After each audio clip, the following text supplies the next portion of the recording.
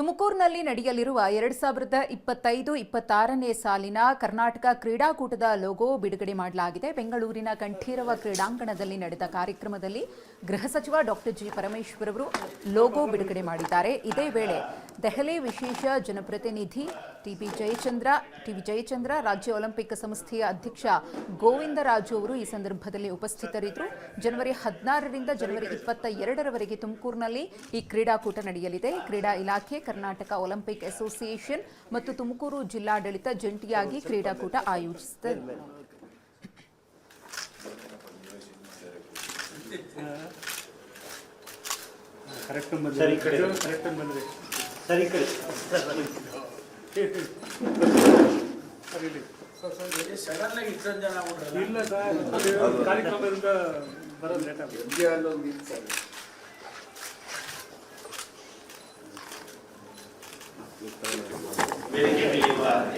ಹಿಂದೆ ಬರ್ರಿ, ಹಿಂದ್ಗಡೆಗೆ